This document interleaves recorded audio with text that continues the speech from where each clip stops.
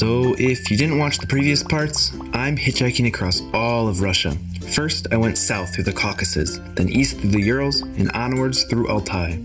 Finally, I ended up in Novosibirsk, where I rested up with some new acquaintances and set my sights on Tomsk and Ergaki. Along the way, I saw some mountains, ate some good food, and met some awesome people. So, now you're all caught up. Tomsk is a city in Siberia that is a bit off the beaten path for tourists. It's quite an old city, but it isn't on the main railroad line of the Trans-Siberian, so it has remained much smaller than its younger, more fortuitously placed Siberian compatriots. Nowadays, it's known as a small university town whose architecture draws from three distinct eras. The wooden buildings of the Tsarist Russia speckle the roads dominated by the Soviet cookie cutters and the modern-day apartment complexes. Lucky for me, I have a friend who recently moved there, and he was eager to show me around. So, this is Dima, and we met in Kamchatka the year before. He's a great photographer, so I'm sure he'd love it if you checked out his Instagram, which I'll put in the description. So, without further ado, поехали! I met up with Dima in the morning, and we set off. My first impressions of the city were great. The striking juxtaposition of time is immediately evident. A panoply of centuries-old wooden houses stands small yet proud, sprinkled throughout the main streets. Some have been restored and look wonderful, while others have been left in the grips of time. Standing near, you see the rise of the Soviet five-story cookie cutter. Their unadorned gray simplicity is no different than those found in Moscow or throughout the other parts of the old Soviet Union. Lastly stand the modern-day living complexes. Their facade is bright and they look much too artificial in such an old city. The weather was wonderful, which made the city even better. We started at the university grounds and moved into the botanical garden. What a calm and green place to be. The freshness in the city is evident. I really liked how there were flowers and trees and plants and greenery everywhere you looked, no matter where you were in the city. We saw some World War II statues and moved onwards towards the river. The riverside had a nice view looking across to the yellow fields, and it was quite nice to walk there. We continued on exploring the train station, which was recently restored. It was quite the sight. There were also so many parks and churches and monuments. There was no way you could see them all in just one day, but we sure tried. I can definitely recommend this statue. Also, this monument to the secret lovers of the world was quite funny. Apparently they changed the underwear on him quite often. We wandered around the entire day. There was just so much to see, and I have so many amazing pictures. By the end of the day, we were exhausted, but happy, and we enjoyed the pleasant company of our new sparrow friends as they begged us for parts of our sandwich. All in all, what a wonderful city. I'd recommend Tomsk to anyone who ever happens to find themselves in central Siberia. My next goal was Abakan. I was meeting another group there to go hiking in Ergaki National Park. I set off and rode through the night, getting to the next city of Krasnoyarsk in the morning. I grabbed a coffee and started to plan my day, but I noticed my buddy Sasha happened to be in Krasnoyarsk that day too. We met up on a whim, and we threw all our city plans to the wind. We rode out to STOLBY National Park and spent the day climbing. STOLBY is the center for rock climbing in the area, and it attracts climbers from all over Russia. It's covered in forest with these pillars sticking up into the sky. Each pillar has hundreds of routes, ranging from easy to advanced. The view from the top was great too. You could just barely see the city on the horizon. I was really impressed by this park. It was clean and well marked, and it was extremely accessible, which isn't a common theme in most national parks in Russia. After a great day of exploring, I rushed back towards the city to catch a train to Abakan since I was meeting my hiking group at 6 a.m. and I did not want to risk being late. I only got a few pictures of the city.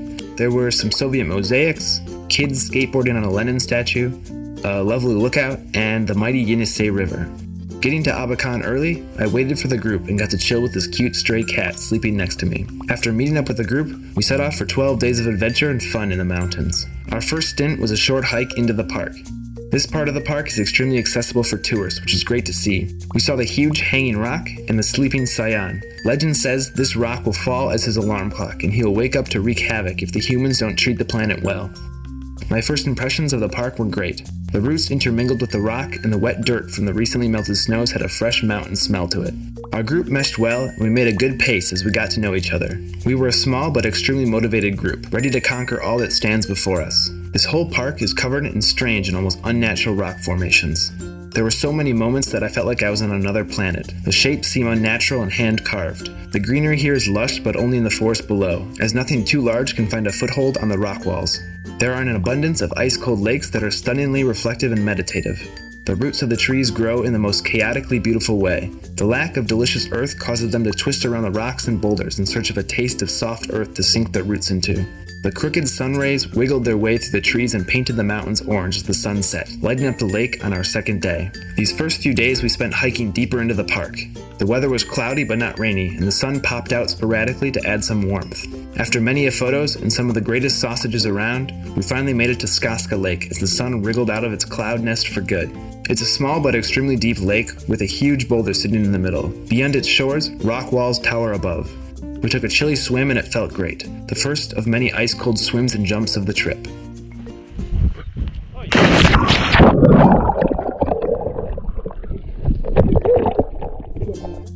The now ever-present sun brought with it the sweat, which in turn brought out the flies.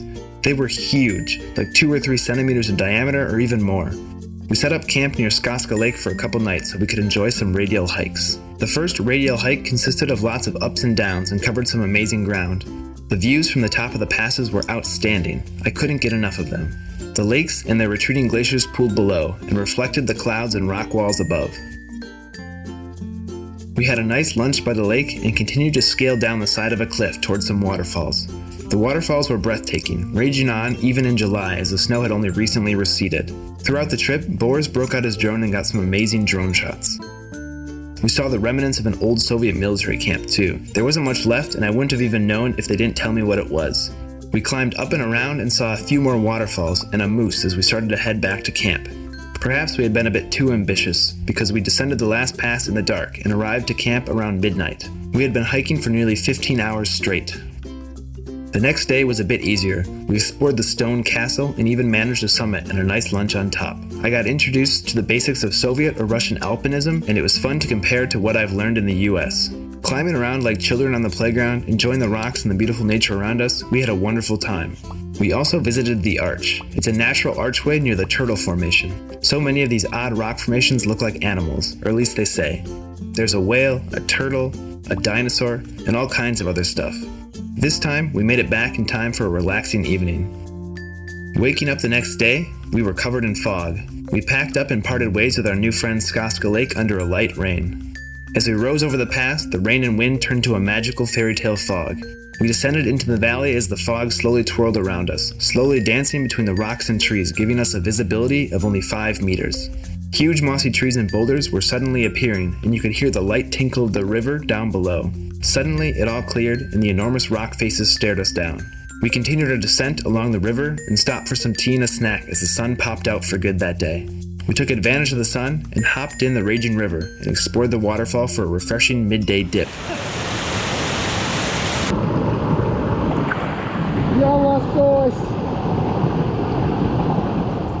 As we strolled into camp, the sun beat down and all memories of the cold, rainy morning were gone. We built camp and relaxed a bit. Nearby, there was an old shell of a camp-built Russian banya. It's just a big pile of rocks used as a furnace and some haphazardly lashed frames made of sticks. Covering the frame with a tarp, you get a passable banya experience. The hardest yet funnest part was chopping enough wood to heat it up. Give a child a foldable saw and a hatchet to go with it, and they will be entertained for hours. And us children were. It took hours and many blisters, but the banya turned out alright and held heat for about 3 rounds. Between rounds, we dove in the cold river and enjoyed the stars glowing above, framed perfectly by the sleeping walls of rock around us. The next day consisted of a wet and chilly radial hike to Ice Lake. As we climbed up, the indecisive weather went back and forth between rain and sun. The long grass and mud soaked my boots within an hour. This part of the park isn't seen much since it's not convenient to get to. Climbing over downed trees and stomping through streams, passing crazy waterfalls and squishy bogs, we finally got out near the top. There were these huge towers of rock which looked like nuclear power stations which bordered the lake. We hid in a cave for an hour or so as the lightning passed and enjoyed some snacks. Finally, we got to the lake. It was quiet but beautiful. If it wasn't for the rain, I would have loved to take a swim. The ice sheet is there year-round and it would have been a lot of fun to swim out and explore it. The next day, we got up early so we could go for a summit of the Tooth of the Dragon. As everyone was waking up, I got quite the surprise on my morning nature walk. It was quite an urgent nature walk, so I shuffled into the woods at a speed waddle, but I didn't have time to go too far. So, I picked a big fallen log, hid behind it, and added to nature's log collection. As I was finishing my business, suddenly, bang, and the tree behind me popped. It sounded like a gunshot. Pants down and mid-nature walk, I hid behind the log. I thought the gunshot may have come from our camp neighbors, some big burly, perhaps retired army guys, who might have taken offense that I was nature walking so close to camp. Suddenly, another bang, and something smoking landed about a meter away from me. Pants still down, I scrambled away from whatever was smoking. As I stumbled out onto the path half naked, I see Vitya, who immediately started cackling and couldn't stop. It turns out, some other hikers had left us a note in a strike ball grenade tube, which we thought was empty. Vitya chucked the tube on the fire, and a minute later it fired off 2 shots into the woods, unknowingly right into my nature walking direction. He didn't know I was over there, and when he found me half naked, scrambling away from what I thought was a gunshot, he couldn't stop laughing. The rest of the day we spent climbing the Tooth of the Dragon. It's a steep but manageable peak, but it's a long go from our camp. We passed lakes and beautiful rock walls as we scrambled our way up. We only ended up needing the rope twice, and the steep climb blocked any sense of the view that was about to come. Finally scrambling up onto the small jut of rock sticking out over the valley below that they call the Tooth of the Dragon, the view opened up into the most mind-blowing beauty.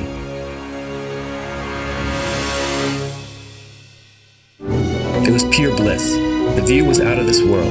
You could see the rest of the park down below, where we had been, and where we were going. The stark contrast between the steep rock walls and the lush green forest below was striking. Pictures, of course, don't do it justice, but Boris filmed a bit on his drone, which turned out amazing.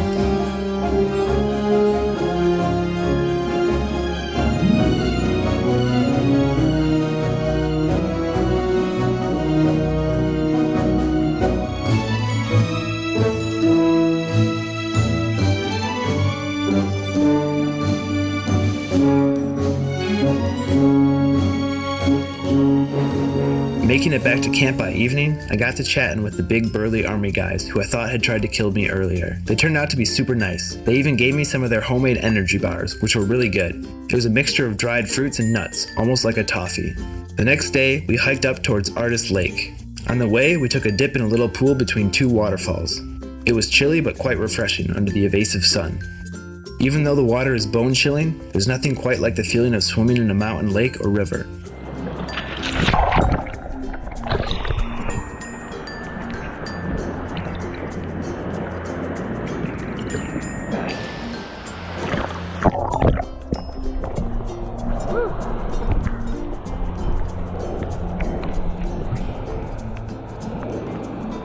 We continued upwards through the thicket as a drizzle set in, and passed some more waterfalls and lakes. Stopping for a small snack, we got to admire the parabola. This thing looks so strange and unnatural. It reminds me of the Halo universe. It just seems too perfect. As the rain finally passed, we decided to go around to the other side of the parabola to the Lake of Mountain Spirits. There were less people there, and we wanted to try to hit the summit of the parabola in the evening. The lake was quite beautiful and surrounded by gigantic boulders. After building camp, we scented up the Fat Brother, the wider of the 2 peaks of the parabola. The wind was picking up as we ascended and a storm was brewing, but we managed to make it to the top and safely back down before the downpour hit. Hiding in our tents for a bit, we managed to stay mostly dry, but we had to crawl back out for dinner anyway. The next day, we had a relaxed morning and dried some stuff out from the storm the day before. We then went for some morning rock jumping. It was a heave and a half to get on top of some of these boulders. We would just rock climb up and throw our boots and clothes back down to the people waiting below. Then we jump. Ну, пока, мам. Все было отлично. Спасибо, мам.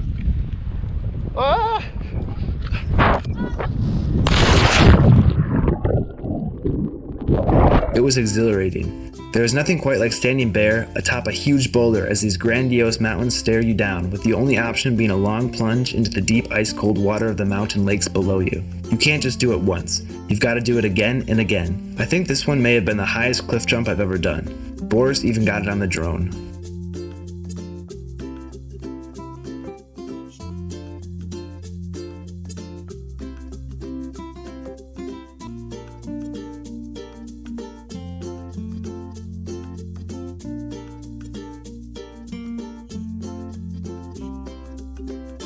We continued up towards Bird Pass, towards our first jarring experience of the day. As we were climbing, a group in front of us was sending rocks down like crazy. They were either highly inexperienced or just completely irresponsible. When falling a few hundred meters, even small pebbles are dangerous. The group gave us no warning, no call out whatsoever. As we were about halfway up the pass, a huge boulder, perhaps a foot or more in diameter, came whipping down at us. It skipped along the mirror, a flat, nearly vertical face of rock, and directed right at us. Vitya called it out just in time and we all scrambled for cover. 2 behind a small boulder, me and 2 others behind a larger rock. Poor Sasha in the middle had nowhere to go and hit the ground. You could hear the rock whistling like a cannonball before it smashed a meter or two away from Sasha. The shrapnel exploded everywhere. Both the glass in my GoPro and my phone were shattered.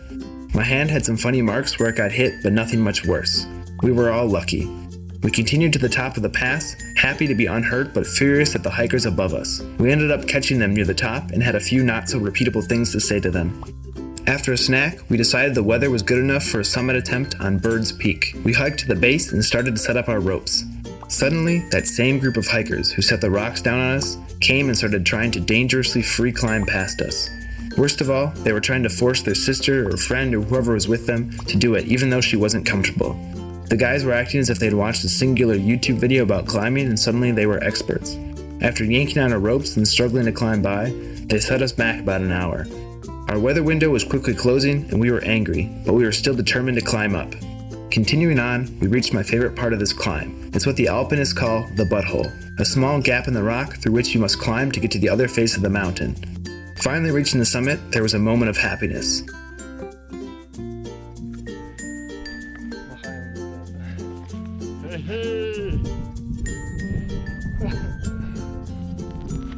Ой, это слышно. Отмол, следующий! Выключай, убирай палку! Uh-oh. Then the smell hit us, and all of our hair was standing straight up, and the rope started buzzing, and we had to book it down fast. We free rappelled down the back face of that mountain as fast as we safely could. The storm was moving in fast. We all scuttled our way down and made it to our bags just as the storm hit. Taking shelter in a cave, we had a moment of joy as we had dodged death a second time in that day. The rest of that day was uneventful. We hiked down to the main tourist space. There were many people around us now, and it was a bit louder as we were nearing the end of our hike. The next morning, we spent drying our things a bit before heading to the lake for a final swim. This lake was huge, but much warmer and quite nice to be in. The view was also stellar. Parting ways with our beloved mountains, we headed down the muddy path towards civilization. Finally hitting the road, we had made it. Stashing our bags in a veranda, we went to a cafe for some overpriced and very average pelmeni. Mistake one was having the celebratory beer or three before pitching the tents. Then of course the downpour started. Soaking wet, we still managed to put the tents together more or less. In the evening, we rented the banya and again made the mistake of bringing the beer in with us.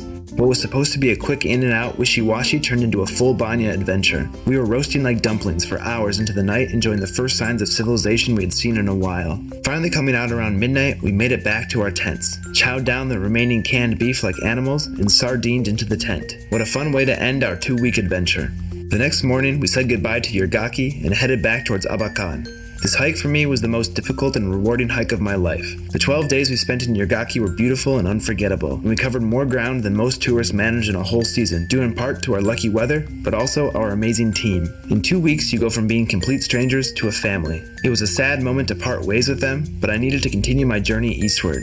I was in an even bigger rush now. I had just learned the Russian borders had opened up, and I was going to finally see my family for the first time in 2 years. So, I guess that's the end of part 5. Tune in for part 6 as I continue east into the depths of Siberia. Who knows, maybe I'll explore the old Baikal Railroad, find some Buddhist temples, or maybe even make it to the other side of Russia. I guess you'll just have to find out. If you liked what you saw, please consider subscribing. A like wouldn't be too bad either. I make these videos for fun, so I hope you had some fun watching it as well.